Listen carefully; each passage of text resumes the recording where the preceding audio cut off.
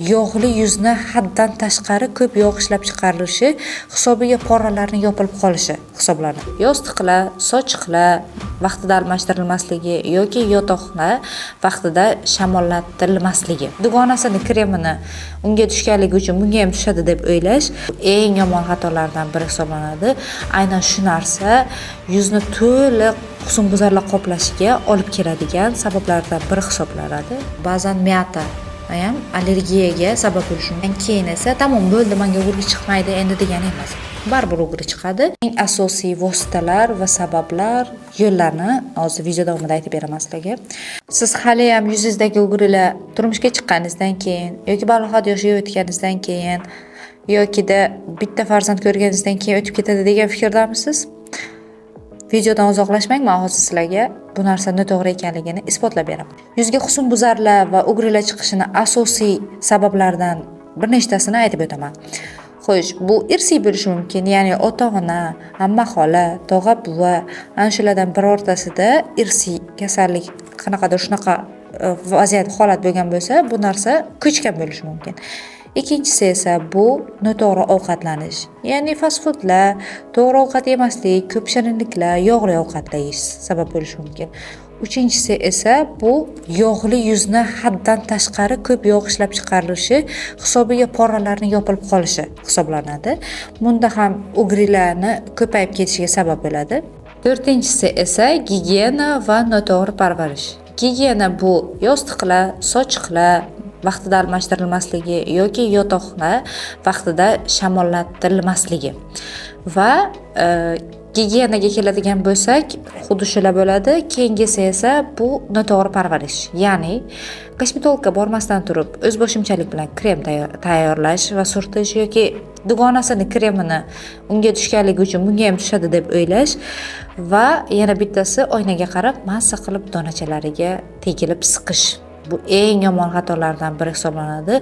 Aynan shu narsa yuzni to'liq husnbuzarlar qoplashiga olib keladigan sabablardan biri hisoblanadi. Beshinchisi esa bu allergiya. Allergiya moyilligi mevalardan bo'lishi mumkin, yokida qanaqadir changdan bo'lishi mumkin, yokida bu qanaqadir kremlar yoki tabletkalardan, ya'ni dorilardan allergiya berib, shu narsaga sababchi bo'lishi mumkin.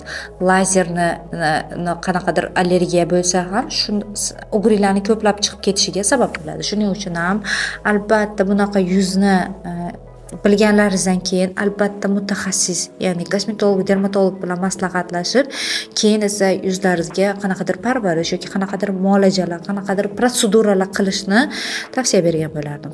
O'g'rili va toshmali yuzlarni parvarish qilishda kerak bo'ladigan eng asosiy vositalar va sabablar, yo'llarni hozir video davomida aytib beraman sizlarga. Birinchisi bu vositalar. Yuzni to'g'ri tozalash, to'g'ri parvarish qilish, to'g'ri kremlardan foydalanish va har doim kimgadir tushadigan kremni o'zlaringizda qo'llab ko'rmaslik, gigiyena, ya'ni yostiqlarni almashtirish, sochiqda emas salfetkada yuzni artish va haftada bir marta bo'lsa ham kosmetolog huzurida, qabulida qanaqadir muolaja olish. Keyingisi esa bu ovqatlanish. Ovqatlanish asosiy narsalardan biri. Bu ratsiondan fast foodlarni chiqarib tashlashlaringiz kerak.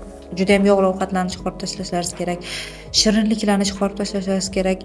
Yong'oqli, dukkakli va allergik bo'lgan, allergiyaga moyil bo'lgan o'simliklarni, masalan, pomidor yokida ba'zan miyata ham allergiyaga sabab bo'lishi mumkin. Shunaqa narsalarni chiqarib tashlasalaringiz, to'g'ri ovqatlanib, to'g'ri kosmetologga borib, yuzlaringizni to'g'ri parvarish qilsalaringiz, bu muammodan tezda qutulib ketishlaringiz mumkin.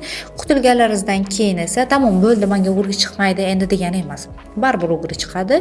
O'g'ri chiqishini sekinlashtirish yoki oldini olish yoki chiqqandayoq birdaniga bir nechta chiqmasdan oldin emas, bitta chiqqanida sразу kosmetologga murojaat qilsalaringiz, kosmetolog o'sha narsani oldini olishni juda ham yaxshi biladi va sizlarga muammo tug'dirmaydigan holat bilan oldini olib yordam beradi.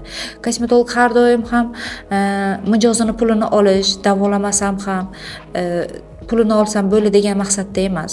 Ko'pchilik kosmetologlar hozir davolay, mendan xursand bo'lsin va meni boshqacha qilib aytganda martabayimni yanada oshirsin, shu orqali menga yanada mijozlar oqimini olib kelishsin degan maqsadda nima qilishadi? Ishlashadi. Oldinlari bo'lgandir balkim pul uchun bir nima qilingan, lekin hozir bunaqa emas. Shuning uchun qizlar kosmetologga borishni kechiktirmanglar. Aynan shunaqa yuz bo'lsa, umuman sizlarga kechiktirish mumkin emas.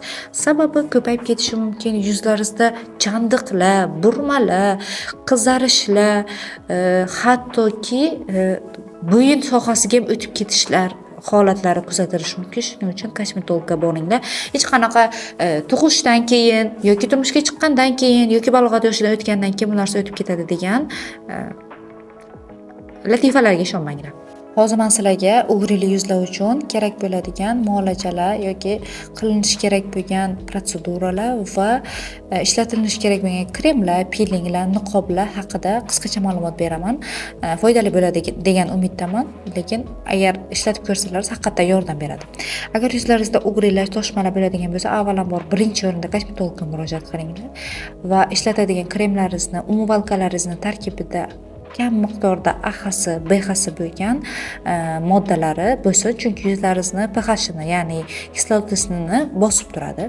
Oyda 3 marta yoki 4 marta piling, yengil pilinglar bilan yuzlaringizni o'lik qatlamini tushirib yuboringlar, chunki bu narsa yanada yallig'lanishini oldini oladi va terini kuchish sabab yallig'lanishni kamaytiradi. Kremlarga keladigan bo'lsak, kremlarning ham tarkibida albatta namlantiruvchisi, AH'si, BH'si bo'lishi kerak. Ishlatadigan kremlar salitseviy kislota, молочный kislotalar bo'lishi kerak, chunki bu narsa pH'ini, ya'ni yog'lik darajasini bosib turadigan moddalar hisoblanadi. Albatta juda ham zo'r yordam beradi bu narsa. O'z tajribamda juda ko'p marta sinaganman va uy parvarishida maslahat berganimda qizlar har doim ham rozi bo'lib kelishgan. Yana asosiy narsalardan biri bu baltushka. Baltushka buni tayyorlash juda ham oson uy sharoitida. Agar tayyorlashga erinsalaringiz, oddiy aptekalarga borsalaringiz, agar baltushka bering desa, juda ham baltushkani berishadi. Juda ham foydali bo'lgan ichida narsalar bor. O'shani ishlatsalaringiz haftada 2 marta yuzlaringizni quritib, ugrilarni quritib, tezroq yaxshi bo'lishiga sababchi bo'ladi. 4-inchisi esa bu albatta SPF. Ko'chaga chiqqanlaringizda SPF dan foydalanishlaringiz kerak. Busiz hech qanaqasiga yuzlaringizni davolay olmaysizlar. Davolaganlaringizda ham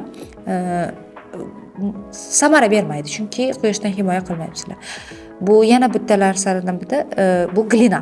Glina niqobi juda ham yordam beradi, chunki yallig'lanishni oldini oladigan eng asosiylardan biri bu shu glina hisoblanadi. Oddiy apteka yoki kosmetika magazinlarida sotiladi. Narxi esa juda ham qimmat. 5000-6000 so'm turadi.